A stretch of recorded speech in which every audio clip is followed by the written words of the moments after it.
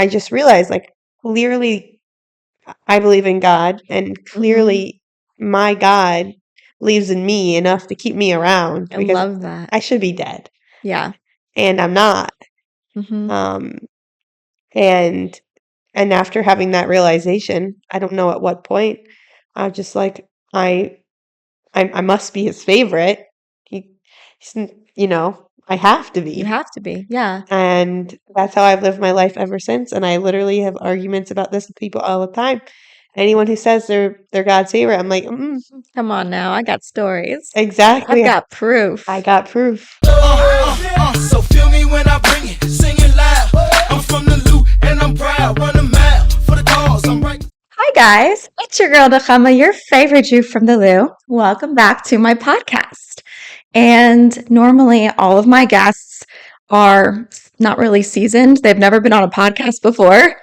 But I was so excited when I asked my good friend Etty to come on, and she had already said she'd been on a podcast. So I'm like, oh, this is going to be a breeze. We're going to have the best time ever. Yeah, I mean, I wouldn't call myself seasoned, but I have done one podcast in my life. Yeah. Well, I will say it took probably till I got past 6 episodes till I wasn't sweating through my clothes.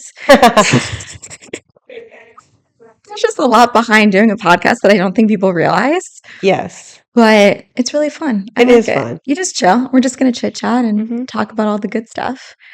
So today I want to talk about how I take total credit for the fact that you're a New Yorker now. You should take full credit. I know. You, So back end, we're both local St. Louisian girls, and you were here in college.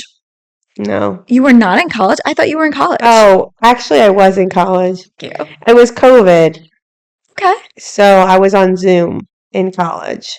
How was that long ago? Yes. What was that, 4 years ago at this point? Yes. Okay, yeah. And I remember you were between COVID and the fact that it was like a lot of people were kind of not living in St. Louis anymore. There wasn't such a big social life for like your age. Yeah. So I remember you telling me you were so bored. And I was like, listen, don't do what I do, do what I say. Because I stayed, Yeah. and I tell a lot of girls to leave. Yes, And you listened. I did. Okay. Tell the story. Like you said, it was COVID. I was bored to death. There wasn't very much happening socially or anything because it was COVID. Right. Also, it was hard being like an adult, like transitioning from like high school and like going away to Israel for a year and then coming back and living at home was a very interesting transition because like you wanted to like be independent and be an adult, but at the same time you're living at your parents' house, which is like a very like confusing time. Because your parents don't realize how much you've grown up. Exactly. Yeah. So it's like it worked it worked, but it definitely didn't give like the most growth because it also like you go back to what you know. Mm-hmm. So you just go back to being the kid that your parents expect you to be. Well, let's also not forget our other really good friend, Leora, who I also got to move out of St. Louis. Yes. She told me, so for those of you who don't know, a lot of girls in the Jewish Orthodox community and even not in the Orthodox community will take a gap year between their senior year and college, and they'll go and study abroad in Israel. And that year is called their seminary year. And so one thing about Israel that's really unique is the legal age for drinking is what, 18? So you can buy alcohol. Mm-hmm. And it's not, I'm not even talking about being like a partier or being an alcoholic. Even if you want to just buy wine for someone who like a dinner party or just have like drink even normally, you can totally do that. And I remember Leora telling me how weird that was for her to come back to the States and still be considered like a child. Yeah. You know? Yeah. Also, it's like the first year where you like live independently, where you kind of figure out who you are outside of what you've always known. And like St. Louis is a great place To grow up. But it is kind of confining to being you are exactly who you are and you have a place. And that at least that's what I always felt. It's like you are I had 7 girls in my grade. You had your place in your grade, you had your place in your school, you had your place in the community. And like it was very hard and it hasn't happened yet. So it's continuing to be hard to make yourself be something that isn't what everyone has thought of you since you were 3, because that's what everyone knows you as. Yeah. So when you want to change that, it's hard for people to kind of see you as something different. Yeah. In my experience, I think it was easier for me to be living with my parents simply because I never went to seminary. Right. So I didn't have that experience. I grew up slower in a certain sense, but it was also very different because for me, I went to college a month out of graduating from Right. Bisiaco. So that was a huge culture shock. Yes, I remember. Yeah. There's a lot of stories we can't share. Yes. But we know. But then I was still super religious all throughout my college years. And I think partially that was due to the fact that so many people thought that because I didn't go to seminary and I went straight to college, that I wouldn't be religious. And my personality is very much like, oh, so you think I'm not going to be religious? Yeah, you need to I'll prove. show you. Yeah. And then when I got my first, actually, I didn't really feel like it was so hard to be religious in college. I don't know. For me, it really wasn't. And then I went to my first job and I was working out in Chesterfield. And I remember feeling like I was like having my little Hannah Montana moment where I had 2 lives, where I had the life here, like you said, in the community where I was who I always was. And I think you guys were still here at the time. Yes, we were probably in high school at that point. How we know each other. Oh, yeah, we forgot about that. Let's backtrack a little bit. So there's a 4-5 year age gap between us. I'm 28. You were 23. Okay. So 5 years. 5 years. There's a 5-year age gap, which now means nothing. But like you were in 7th grade when I was your Benos leader, which is a youth group leader. Yes. It's a program our high school has where like on our Sabbath, our Shabbos, our different girls are connected with younger girls and we lead them. We play games and it's really cute. But I was lazy because I live like 20 minutes from where everyone meets at the school. And I was like, you guys are too old to go to Benos. You probably don't want to go there. You should come to my house. It'll be so much more fun. We had a lot of fun. It was so much better. Oh, yeah. We stayed. We look, Benos is usually 2 hours, but we always stayed till the end of Shabbos and we always hung out and we had a really good time. Yeah, and it extended past then. Like I was your leader in 7th grade and then 8th grade. And then you guys were in high school yourself at that point. But you still came to me all the time on the Shabbos that you guys weren't doing Benos. You came to my house. And it really was until you guys graduated. It was all throughout your high school experience. Honestly, It wasn't until you guys went to seminary that stopped. Yeah. It was such a special time. It was really nice. I loved it. Yeah. It was so great. It was really cool. Yeah.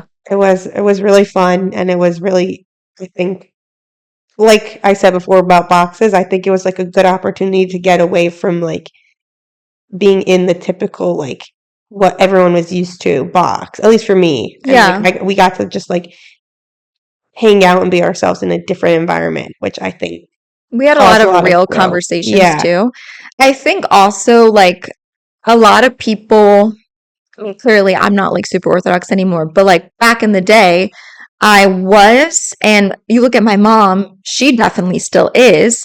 And a lot of people on the outside look at people who are like super religious and they'll think that they're narrow-minded. But that was never the case with my family, like at all. And I know a lot of people who really aren't like that either. Same. There are, and there aren't. It just depends, like anything else. And so I think having the opportunity for you guys to come here and just be and ask your questions and you're not being judged and no one's going to run and tell the principal on you. Right. You know, like it really was a time in your teenage years when people want to explore and ask a lot of questions that you had that safe space. Yeah, it was kind of like having like a big sister. Yeah, that's exactly how I viewed it. Yeah. And I also felt like, I think there was your group of girls. There's some other girls in the community who I like tutored, and I felt like while I was in that stage of my life that I also stayed religious longer than maybe I wanted to because I wanted to be a good role model for you.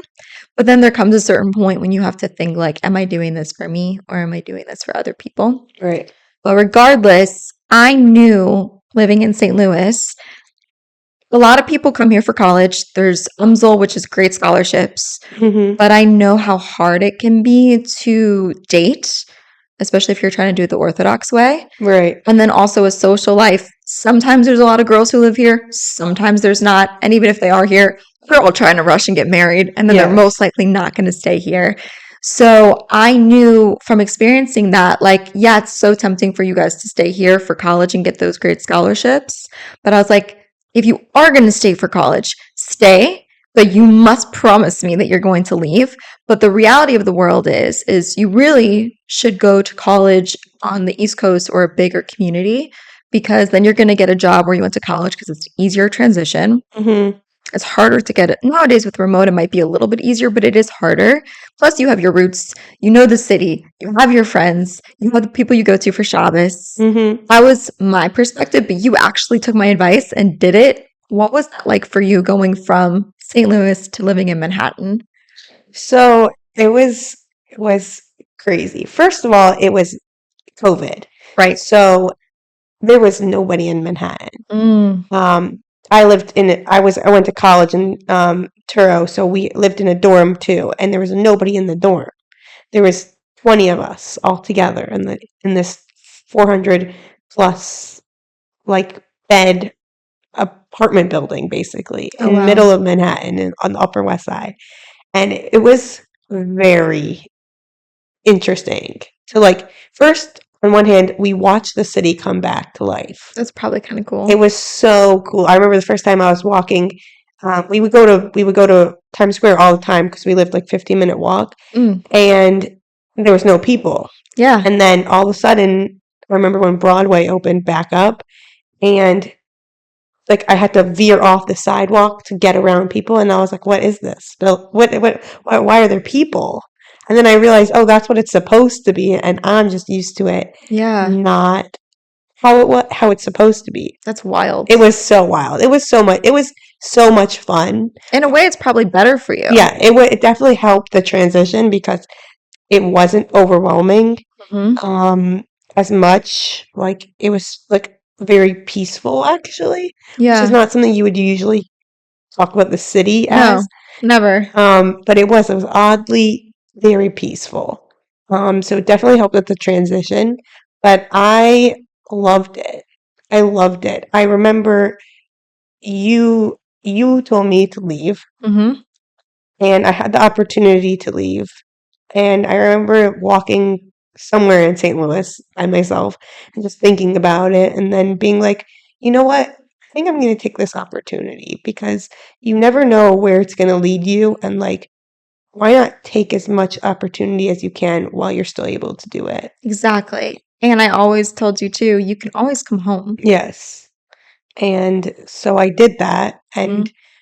I think my mindset about New York and the cool thing about Manhattan, and I've experienced this time and time again, and I'm sure I will continue to experience this, is that the East Coast, forget the Jewish side of it, even though it is a very big Jewish community and there is a lot of Jewish life there, probably the most on like this side of the ocean, like besides Israel. That's where it's happening. But Right. just it is when I lived in Manhattan, it is one of the biggest cities in the entire world. The amount of opportunities, the amount of people that you can meet, the amount of places you can see and the culture you get to experience, you don't get that in the small town. No. And I remember going and making a very conscious effort. I remember sitting in my dorm room and being like, I'm not gonna just live in Manhattan and just be in my dorm. I'm gonna go experience the city, and I'm gonna not take for granted the fact that I live in one of the craziest cities in the world. I live 2 blocks away from um I'm now blanking on what it's called. Central Park. Oh, So that's so great. yes.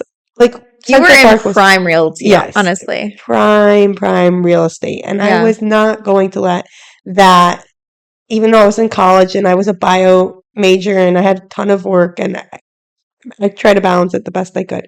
But like I was like, I'm not going to let opportunities slide away from me, especially not in this city coming from where I came from. Yep. And I've met unbelievable people. I've had really cool experiences, and I'm just so grateful that I should be grateful to you, first of all, and that I made that choice to Yeah. kind of mushroom. And That's our favorite thing. that is our favorite thing. Another thing we used to do was Friday night. So men go to shul all the time, or synagogue all the time. Women, we don't have to. Can if we want to. We did for the boys. Yes, we did. Well, let's be real. Kind of for the boys, but there really isn't always boys in St. Louis. So it was really more for the vibes. Yeah. Like there was gorgeous singing a lot of times. Mhm. Sometimes not. Sometimes yes.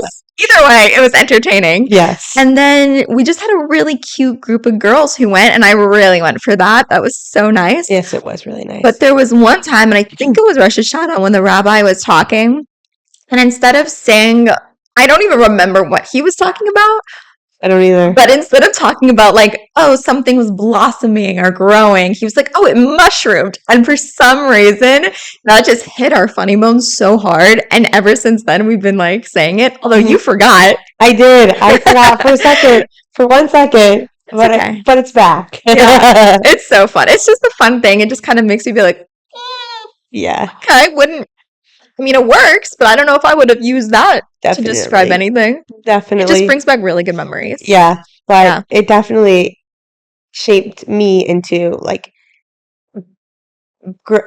it made me grow up in a really healthy, a really positive way. Going to New York. Going to New York, yes. Yes. Sorry, transition back. No worries. I actually do have a question for you, though. Sure. Because, this is a reality of anyone who's not living with their parents. Mhm.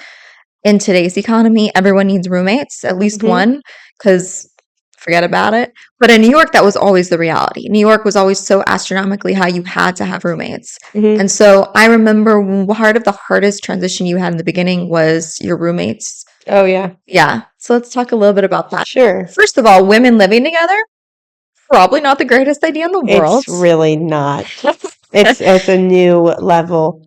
Well, first, there's 2 parts. I moved during COVID, and I lived with one person. Mhm. And we both had because it was COVID, the rules of the college were we each had to have our own room, and we could share living spaces because we lived in the same apartment. Right. But these apartments are made for at least 5 people to 10 people. Oh. So there was a ton of space. That's actually really nice. It was beautiful. Like I said, I moved to New York. I lived in royalty. Yeah. It was 2 people in a space that was meant for 5 people. So it was great. My friend was dating at the time, so I had a lot of time for myself. That was a whole different transition. That was the different story. But I came back to college for my second year, and it was back to normal. COVID was kind of over, whatever. It was what it was. And I went from having 1 roommate to 4 roommates. And it was a really big transition. It was really hard. Oh, yeah. I also lived with 4 type A people, and they were all type A in their own unique way. So you had to try to figure out what each person wanted. I like how you said that because it's not just type A and type B personalities. Yeah. Like there's so many nuances to what Yes. make people who they are. Yes. And so it definitely was a learning experience. Mm-hmm. And it definitely taught me a lot about living with people, Mm-hmm. and also about myself.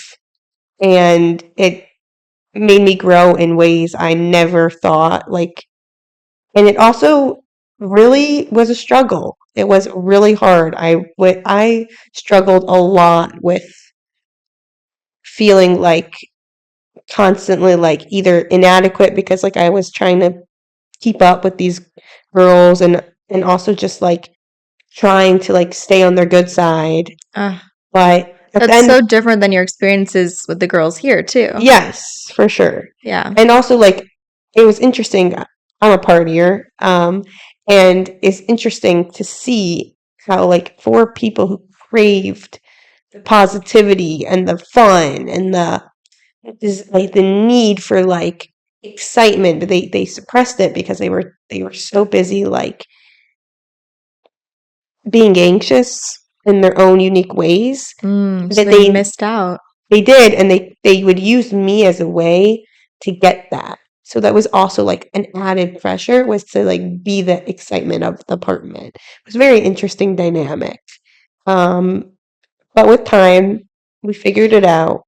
We I learned so much communication. I learned how to give, I learned how to take, I learned how to just Set boundaries yes. probably a lot. Yes, for sure. And also, I think what was a really important thing for me was to have friends outside my apartment, because like everyone was kind of homebodies. We were always around, and it wasn't necessarily the healthiest thing that everyone was always on top of each other. So I made a big effort to expand my friends, and I have a great group of college friends. We call ourselves the frat. I love that. We drank college away together, which is totally illegal in our dorm, but we just Every college does that. we sat there and we drank. I remember one time I had the flu, and I was like kind of getting over it, but I was still really sick. And one of my friends texted me, "Come down, we're drinking wine." I was like, "Guys, I'm sick. I have the flu." And they're like, "No, it's fine." And I drank a bunch of wine, and the next day I was totally fine. And now, Would you look at that? now our thing is wine is the best antioxidant, and we stand by it. Yeah. But yeah, we had some great times, and I've made some really cool, really good friends. Yeah. See, when I was pushing you to go, I had no idea exactly to what extent it would be, and I knew whatever it was going to be hard. Yes. I will say, I don't remember the name of the book right now. What I'll do is I'll post a little clip right here. It's fictional, but there's this book that I'm reading that, okay, recently I've just been very sensitive and I cry a lot when I read. I don't know why. And so this book really just touched me because it talks about choices.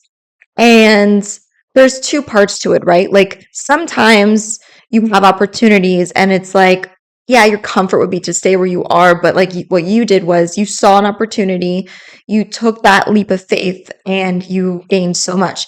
Now, was it easy? Was it like a perfect, like, oh, this is me coming to Manhattan and this is my coming of age story? Like now looking back, you can give us the highlight reel, but it was really hard at times. Yes. And you're just kind of glossing over that right now. But at the same time, there was some freaking awesome times that you had as well, because that's life. And you get to choose how you look back and tell your story. But sometimes we make choices and we look back and we're like, I wonder if I should have done it differently. And I think for me, that's why like there was one opportunity that I potentially could have had to move to New York, and I didn't take it. And there's a few reasons why I didn't take it, but that's why I always kind of had that nagging thought in the back of my mind where it's not that my life would have been better or worse, it would have just been different. And so I was like, I know what happens because I didn't go. So there's just a matter of trusting your life. But this story talks about this woman who, my dad got sick when I was 20. He got stage 3 colon cancer. And then he had various health issues when I was around 22, 23. He had a stroke actually in my arms, which ended up resulting in him getting dementia. And so I think a part of me just being a homebody in general, but also seeing my dad go through that, I just wasn't ready to leave home yet. I knew I probably would be missing out on a lot of opportunities, but I'm a late bloomer in a lot of ways. I think if I was holding where I'm holding right now in my early 20s, I for sure would have gone to New York, but I'm in a very different place than I was then. Yes. And so in this book, this girl, her mom actually dies when she's in her 20s. And she was in college in London. She was going to open up this really cool like restaurant when she was done. But because of what happened, she ended up moving back to her small town. Her parents had a diner. Her dad was dyslexic, so he knew how to run the social part of it, but he couldn't run like the numbers in the back end of it. And so she came to help with the back end of the business. Fast forward 10 years, she's 33. She's still there. She had given up the love of her life because he had an opportunity to be a sports medicine doctor down in Florida. And I think you would really like this book, actually. And she ends up being there. Her little sister is now 20 because she had a little sister who was 12 at the time. So she kind of stayed home to help raise her and help her have the opportunities. And she kind of put her life on the back burner to take care of her family. Mm-hmm. And she just kind of feels stuck. She starts to wonder, like, what if, right? Because she's at a job where her dad's kind of stuck in the mud, doesn't want to change the restaurant. The love of her life got married and has 2 kids, or 1 kid, and lives in Florida. And she just hasn't really lived her dream. And she's just like, everything's kind of the same. It's humdrum every single day. And so her very, what's the word? I don't know. Her very funky aunt has these 3 magical lemon drops. And each of these drops you take before you go to sleep. And you get to live 1 day of a life if you would have chosen a different path. Mm-hmm. So the 3 days that she picks is 1 day if her mom hadn't died.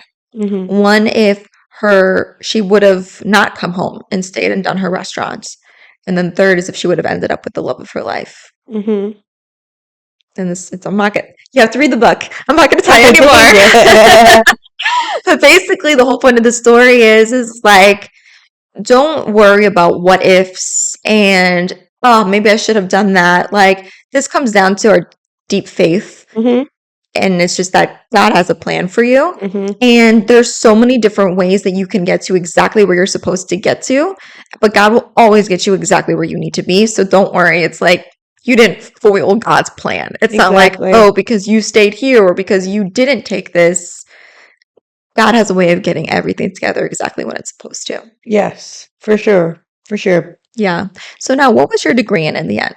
I have a degree in biology. Okay. Yes. I mean, look, what are you doing now that you're done with Nothing college? related to Okay. it. So I slaved over chemistry. I cried over chemistry. Yeah. I cried over physics.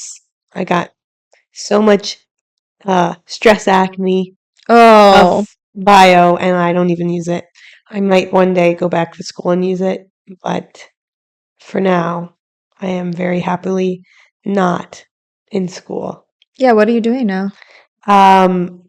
So it's a funny question because I don't really know. Okay. So when anyone asks me that, I'm so like, sorry, but this is such a Jewish kind of answer because it's like, what do you do?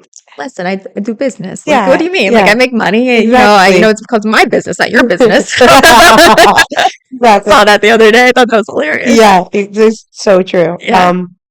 I work in compliance in a social service company. So in New York, there's a lot of there's a lot of social services. It's probably the best social services in the country. Yeah. And so I do the compliance and the QA and the clinical side of making sure that our providers who provide the social services, they do it according to the laws of Medicaid, because it's all Medicaid funded, and they need to make sure that everything is done correctly. Otherwise, that's fraud. So I try to prevent fraud. It's cool. It sounds Yeah. cool. Yeah, it's a lot cooler sounding than what it is. That's every job. Yeah, That's every job. Yeah. but No. it's definitely interesting to be at like a real desk with like 2 computer screens. Feel like a real grown up. Imposter syndrome. Oh my God. Well, I started working when I was 20. Yeah. So I really felt like an imposter. Yeah. I would do my hair, my makeup. I would dress way older than I was just to prove that I was meant to be there. But I remember so many times where like it took me years to get over the anxiety to share my opinions because I didn't feel like I was smart enough or had what to contribute. And I would get like crippling shyness and anxiety. Yeah.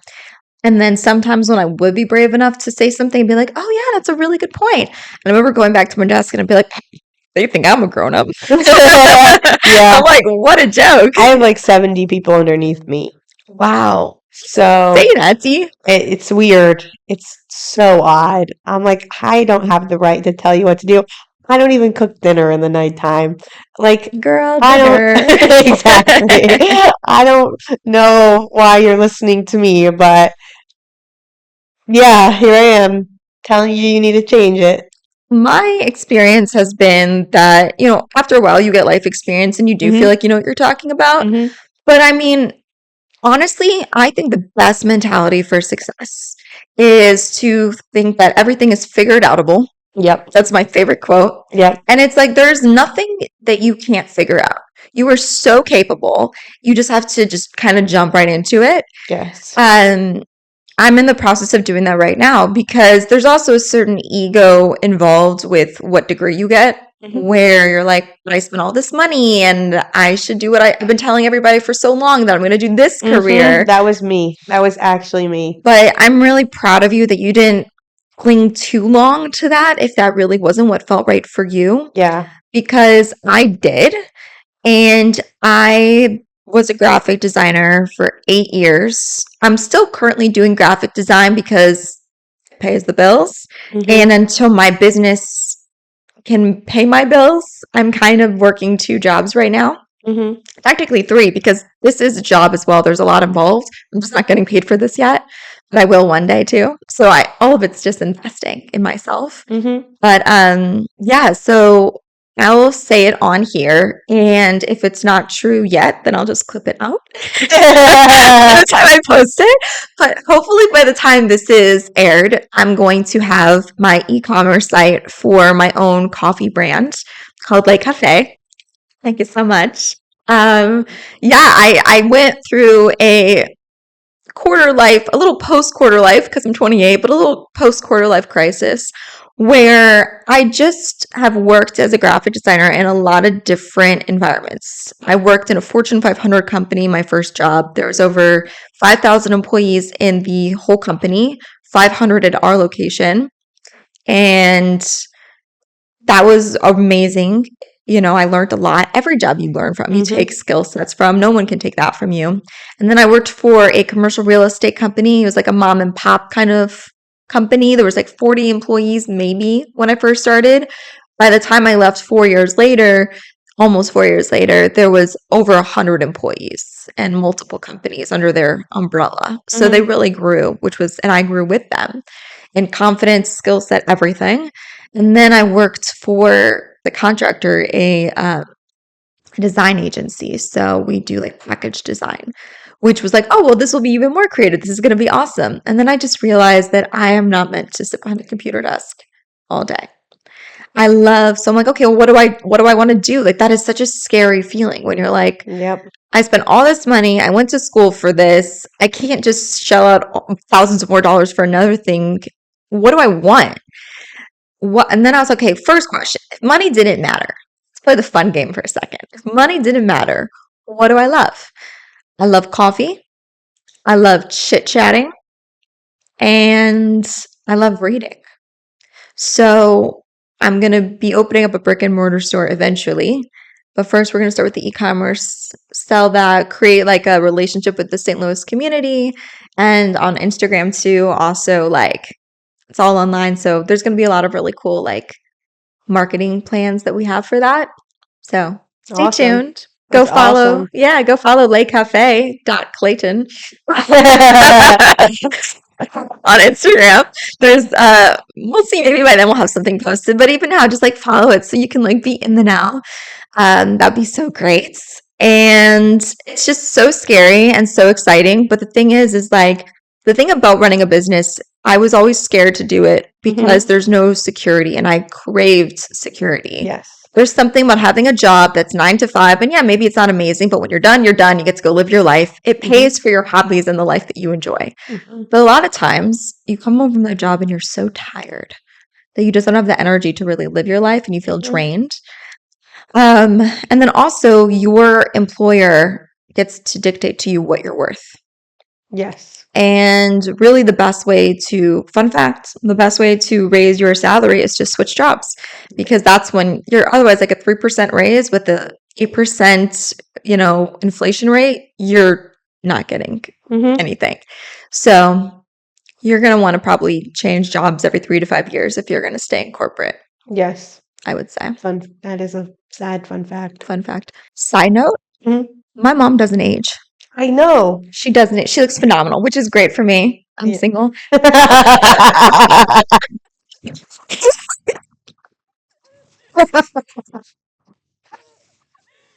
I'll say.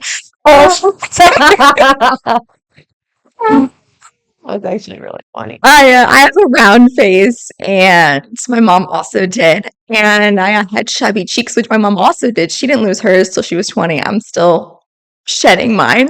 But my aunt used to tell me when I was little, because I was so frustrated because I looked so much younger than I did, and Mhm. chubby cheeks just is not a thing when you're past a certain age.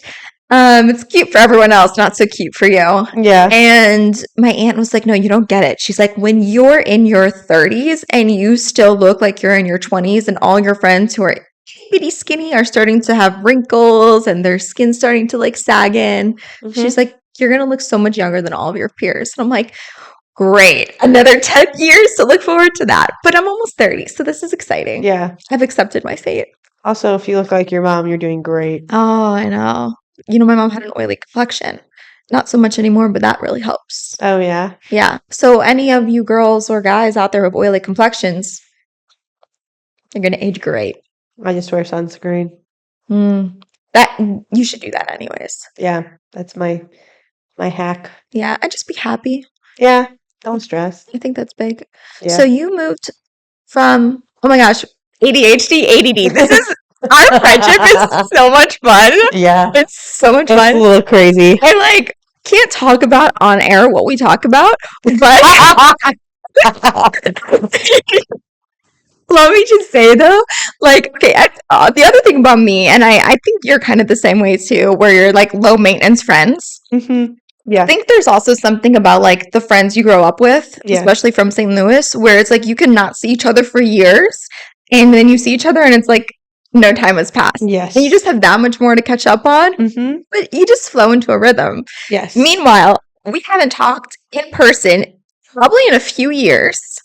Yeah. I want to say it's been a few years. It's been I'm years. so sorry. No, it's okay. It's on me too. Okay. But we see each other in person. I'm not going to say what we talked about, but what we did not talk about was we did not talk about. I had no idea what she was doing for a living. Yeah. She had no idea what I was doing for a Nope. living. I forgot to ask. She forgot to ask. And then also my mom was like, oh, because it's Passover right now. And she was like, oh, well, is anyone coming for Pesach? Like, what's she doing with her family? And I'm like, I don't know. I didn't I didn't ask. I didn't I don't either. care. Like, just, what did you guys talk about for hours? I'm like, girl stuff. It's fine.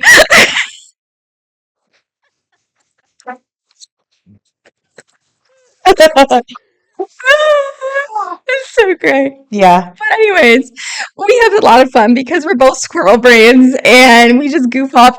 And we also used to go on walks on Shabbos as groups Mhm. on Friday nights when the rabbi was speaking. Sometimes we were holy, sometimes we went for walks. Yes. But regardless, when we went for walks, you and I think it is not noted enough how important it is to find a friend who walks at the same. I was going to say the same thing. Oh my God. Uh-huh. For all you boys out there, or men, whatever, who think that girls all walk really slow, no, they don't.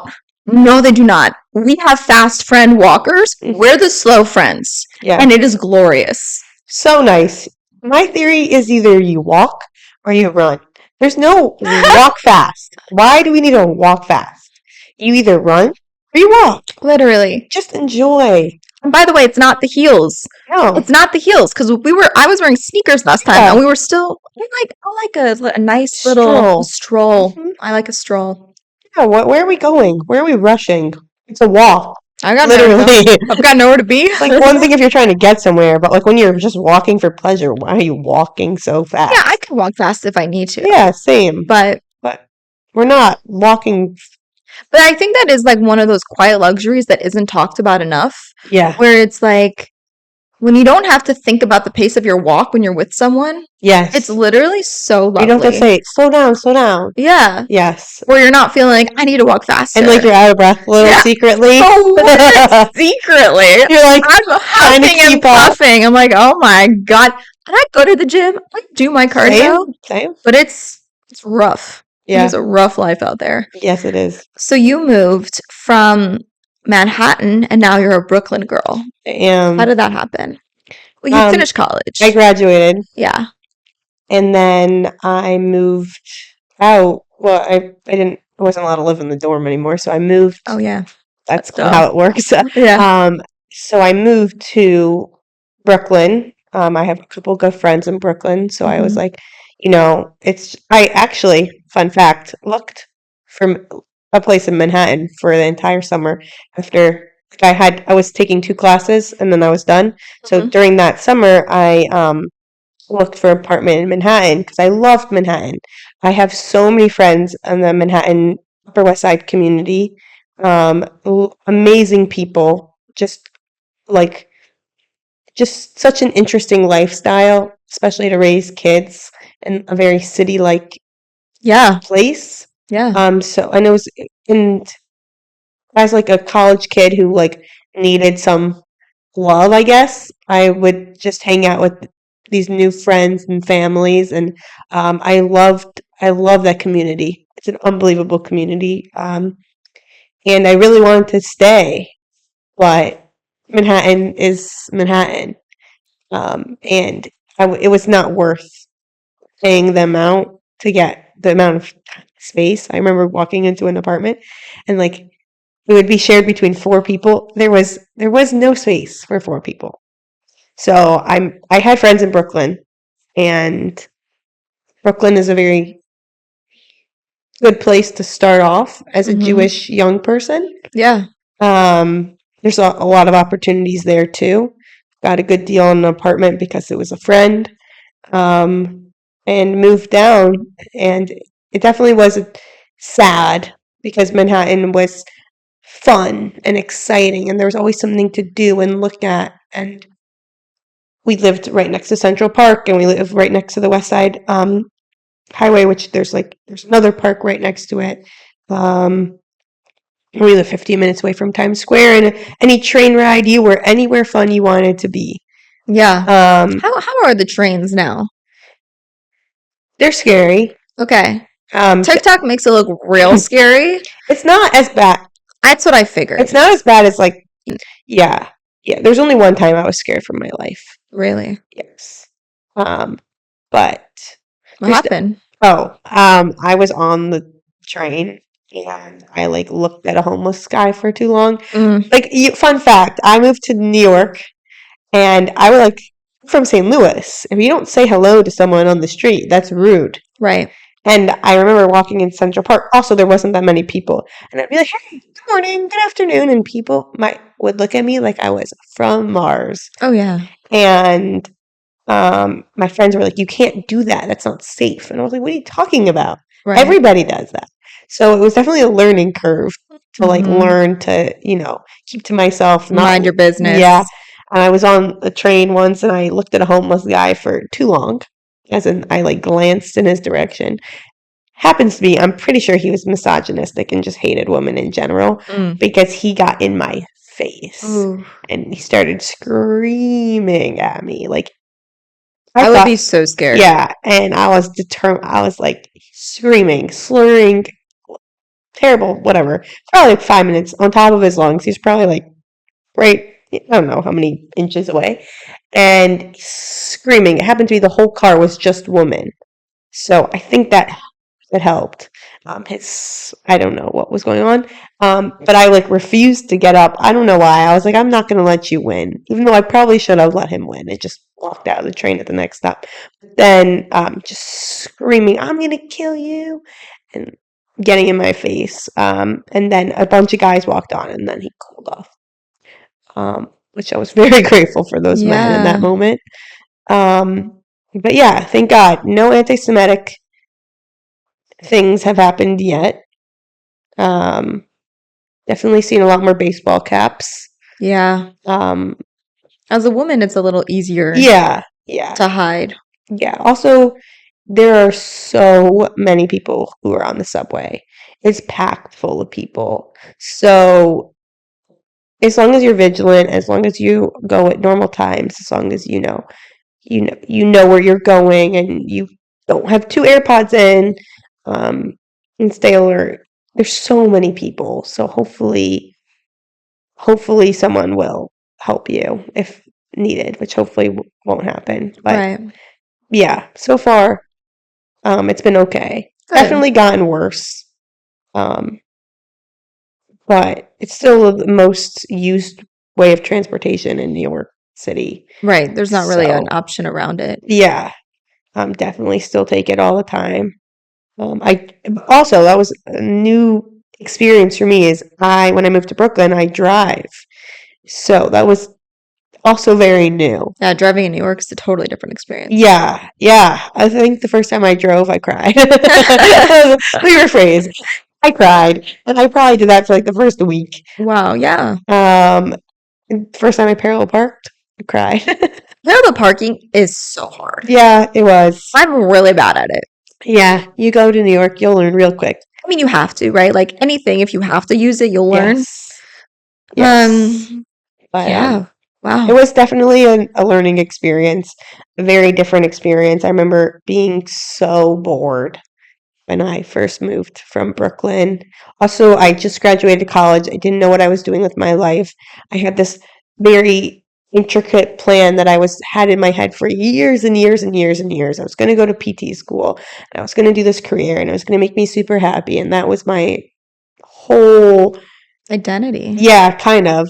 And I shadowed PTs, and I almost started working at a PT practice, and it really was my whole identity. And I finished college, and I was just like, I don't want to do this right now. I don't want that pressure. And so it was like an identity crisis in a new place that wasn't that exciting.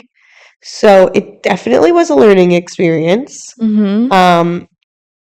It definitely took some adjusting just to kind of get used to like.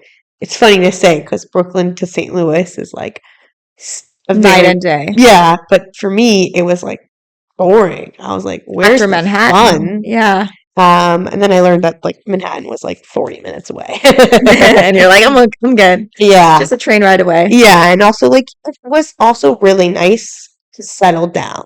Yeah. I share an apartment with just my sister, so it's a lot. It's not dorm life anymore. It's not like eating chickpeas for dinner for like 2 months straight. Mm-hmm. With a car, you can get proper groceries. You can go to the store. You can go where travel. Like Oh, grocery shopping. I didn't even think about that. yeah. We used to It's also Manhattan prices, so everything is super inflated. So either you would go to the grocery store right by Mm-hmm. us, and it was like I remember the first time I went in, and it was $6 for one pair.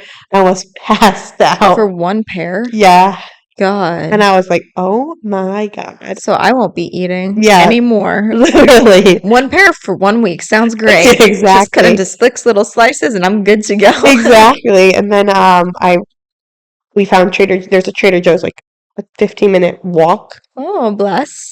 Yeah, except when you're getting your groceries for a week, and you still have to walk all the way back. So you need to get one of those little shopping Yes, carts. we did, but we never did it. We never we should have, and we would walk to Trader Joe's and walk back. And when I tell you, like we would have like marks down our arms from the bags, we'd have our backpacks, we would like be numb by the time we Yikes, came back. yeah. It was definitely an experience. Yeah. We also starved a lot. Yeah.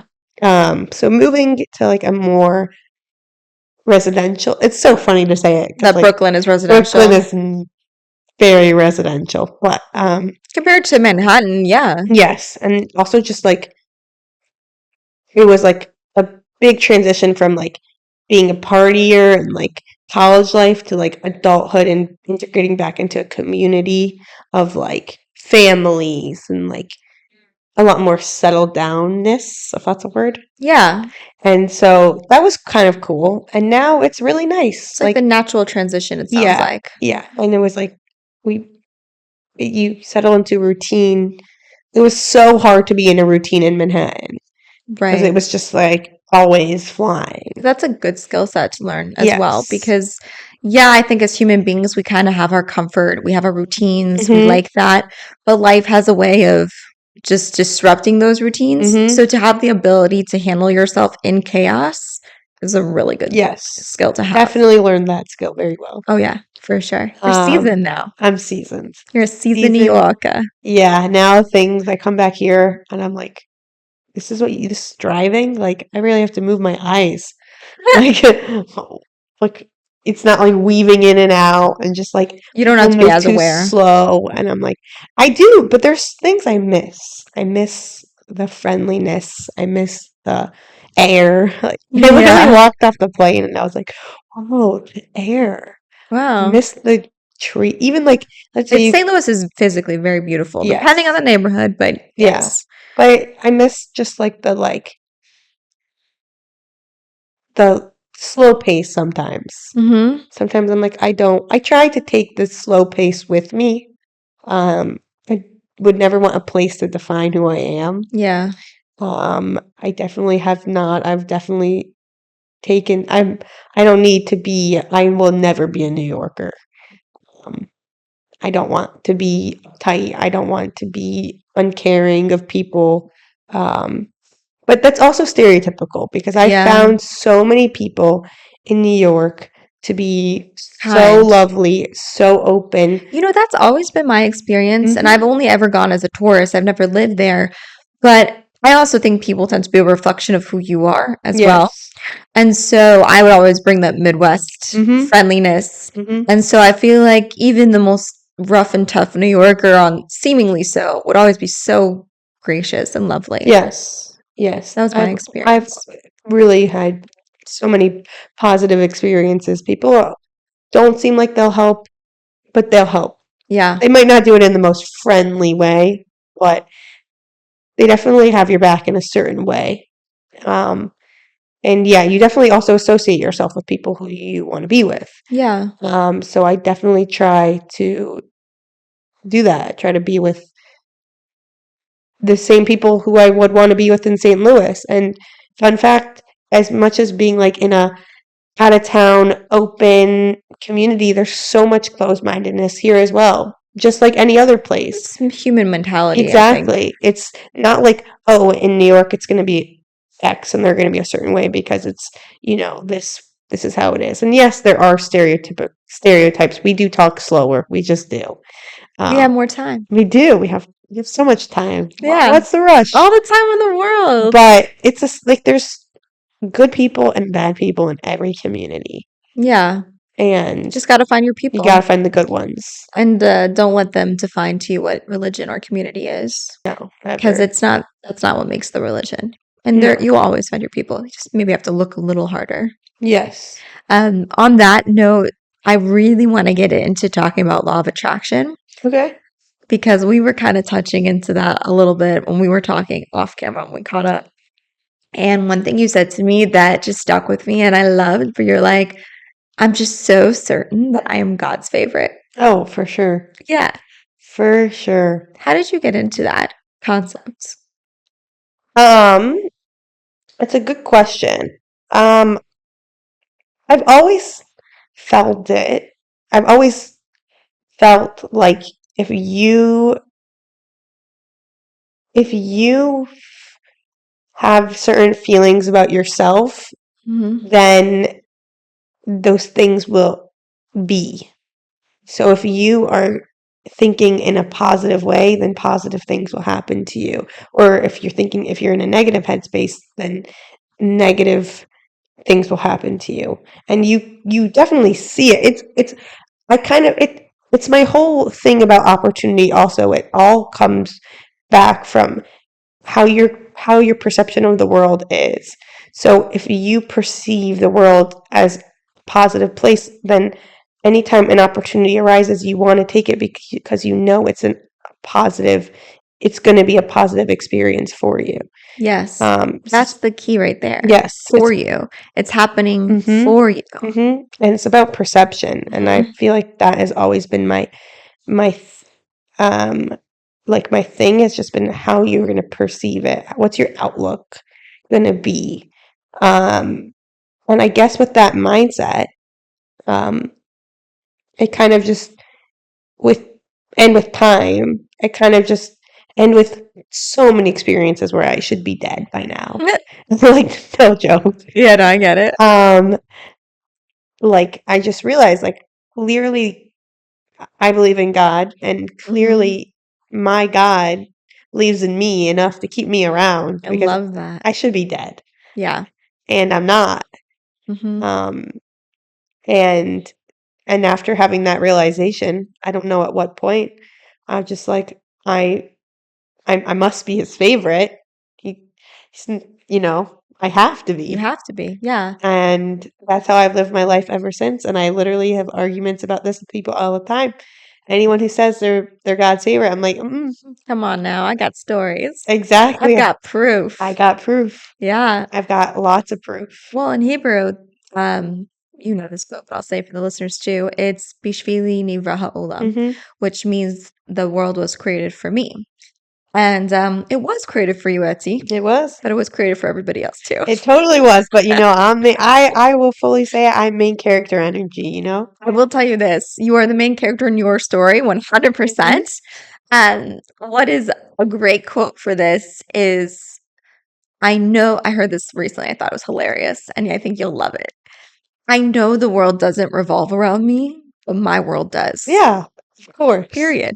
Exactly. The end. And I would not say I'm egotistical, and I would not No, say the world it's is. coming from a grateful place. Yes, and that's another thing is that if you have gratitude, you and you're grateful for everything, you will always just feel like you're the favorite, or Yeah. like everything good happens to me because your mind is so trained to be grateful Mm-hmm. that even in the sad or dark or hard times, you don't see it as that. And it's a really cool skill I remember It's a skill. That's exactly it it. is a It's skill. a practice. Yes, I remember it was how many years ago? Almost 2.5 years ago. My grandmother was really sick Mm-hmm. and she was dying actually at the time, and my mom was with her in where she was in Toronto, and I was home with my dad alone, and it was actually it was Rosh Hashanah time.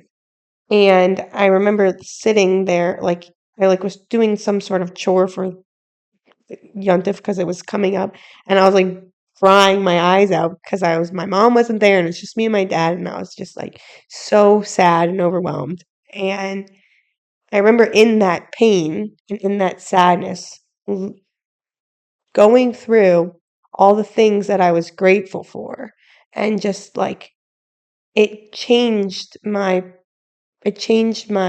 view. And your whole experience. And yeah, and also the other thing, and I think that this is why my mindset is the way it is that I've always been grateful for God.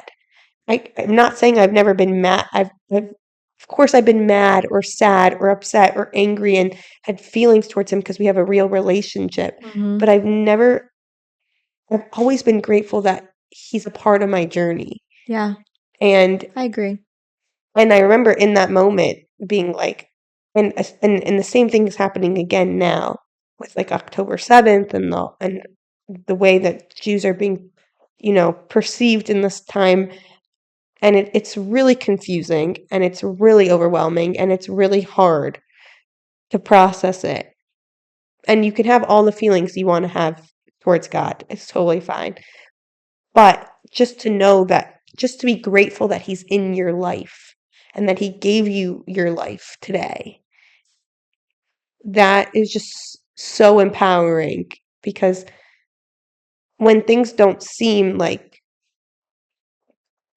how they should in our head, because we have a certain vision of what our life needs to look like, and it doesn't look like that. But when you know God has got you Mm-hmm. and that he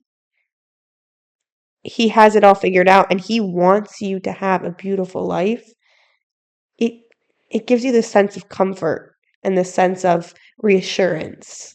And that's kind of I've tried to view it. And it definitely shapes my perspective, and I appreciate my perspective a lot. because of it. It's really special, Etty. Yeah. That's really amazing. And that Yeah. takes a lot of strength and I'm sure a lot of practice to get to that point. In Beis Yaakov, our high school, we had a lot of different speakers. Mm-hmm. And there was one speaker who was a psychologist. I don't remember his name. If you ever listen to this, I'm so sorry. But he said something that my very type A personality back in the day absolutely hated, but it's so true, which is all expectations lead to disappointment. Mm-hmm. And I never understood that at the time because I was like, well, what do you mean don't have a plan? Don't try? Like, what do you mean don't have expectations? And what he meant was, especially with God, we have plans. And they say, man makes plans and God God laughs. I laughs. always used to hate that as well. But it's not coming from a vindictive place. It's just that God has created this world for your greatest good. And sometimes your greatest good comes through your hardest times. Exactly. And your expectations of how your life should turn out could be totally wrong for you. Mm-hmm. And if you hold on to that and don't trust God's game plan, then Mm-hmm. you're just going to have disappointment. And so on my religious journey, one of the things that my thought process was, I was like, okay, let me work on my relationship with God first before I work on anything else, because that's the foundation. Mm-hmm. So I worked on that. And like you said, it was for the first time having that real relationship with God where I cursed him out. I talked to him. I was real. I was raw. Like I cried. I screamed. I was just talked. Mm-hmm. Outside of the typical prayers, right? Yes. And then once I got past that, I kind of got into this concept of law of attraction, but being Jewish, instead of saying like the universe, I would be like God. Mm-hmm. I always related it to like Hashem. Yes. And then recently, there's been like this natural progression where it found me on Instagram. There's this guy named David Guillaume, and he teaches Kabbalah. And I took his master class, which is free. And it's like a series of classes all about Kabbalah, which I always thought was very woo-woo and esoteric, and you're not supposed to learn until you're like 40 or whatever. But Yeah. it kind of fell into my lap, and I was like, why not? Mm-hmm. Right? And it's really connected to law of attraction, but it's like the next step up. So I feel like there's this been growth orientation where like I might struggle more with like the practical side of Judaism and like the laws and the halachos, but like the spiritual side is what I'm really focusing on right now, and then we'll see where it takes me. But a big part of what it's talking about is that in this world, our souls are supposed to go through this series of challenges to ultimately get connected to our source, Hashem. And all Hashem wants to do, all God wants to do is to give you the greatest good ever. And you can speed up that process by opening yourself to be that vessel, to be happier, to see what you focus on. Because I'm sure we all know people who are the most unluckiest people we've ever met in our life. We're not talking about random bad things happening every now and then. It's like one thing after the other. But then you start to notice they're also the people who are always complaining, always negative, always looking for the worst case scenario. Yep. And it's like, I'm quite certain you're a magnet. Yeah. I've definitely had that thought, and I also, when I started my journey through like learning about law of attraction and the same concept, I remember thinking like that exact thought, like people want bad things to happen to them so that they can complain about it. And I don't want to have bad things happen to me. I don't want to complain. I No. want to be I don't want bad things. So Well, here's the trick. I'm going to shape my Your thoughts. thoughts into this isn't bad, this is just hard. Yeah. And yeah, that definitely changed my perspective because I totally had the same exact thought as you. I was like, I don't want to be miserable all the time. Like, Yeah. I don't need that. I want to be my best, healthiest, One life. happiest self all the time. And believe me, there's still times I'm miserable, and there's definitely times where we all kind of have low slopes. And I definitely am a big believer in seasons, and we all have different seasons. And in every season, you're going to experience life in a slightly different way. But for the most part, why would you want to live a miserable life when you could live the exact same life in the most beautiful way? Love it. Yeah, It's so true. I'm gonna link the masterclass for the Kabbalah if anyone wants to I check want it us to check out. it out. It's a donation based. I'm not associated with them at all, but if you want to sponsor me, you can. I love the class. I would love to continue taking the classes. I'm still in the middle of taking the master class, but I'll leave you with one little chicken nugget, which is that whenever you're going through something challenging, whether it's a person or experience or something, pause. That is the biggest thing you can do. Do not react. Practice the pause. And then the next level is say, what a blessing. Hmm. This is happening for my purpose to either help me grow or there's something good that's going to come out of it that I don't see yet, but life is happening for me. Now, I have this tradition. Hmm. We've shared so many insights on this podcast, but Okay. this is all based on the Hebrew quote, which is Ezehu Chacham, Halo Mikol Adam, Hmm. which means one who is wise is one who learns from everyone. And we have learned so much from you. But if you can give us one last life lesson or quote that was meaningful to you. Huh, that's a good question. Honestly, I think the thing that I was thinking about this as I was walking over here this morning, and it actually has to do with you. Hmm. Um, we definitely knew each other from our times in first our youth groups and then with going to shul on the night. But the one thing that you never touched on is the fact that we started running together a very long, long time ago. It didn't last that long No, it together, didn't. but what it did is it started my running journey.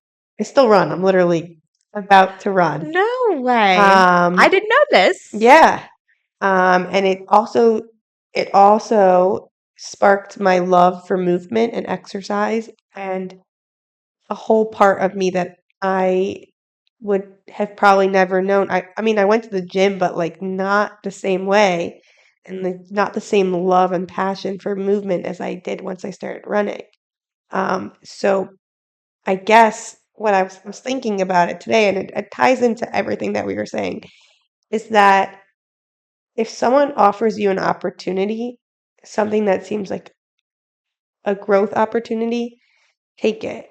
Because if you view the world with the mindset of God wants to do everything good for me and God's got my back, then every opportunity that you can take, and sometimes you have to say no and you have to learn that balance. But if you can take that opportunity, take it because you have no idea where that's going to lead you. You have no idea what that one tiny, oh, you want to go for a run with me, will do to a person and what that will change them into. So cool. Yeah, and it's happened so many times, like so many experiences in my life. If I would have said no, I would not be where I am or who I know or my life just because I didn't take that opportunity. And I think that we can get complacent sometimes Mm-hmm. and comfortable with our life and and it's hard because it is so much easier to be lazy and to be safe.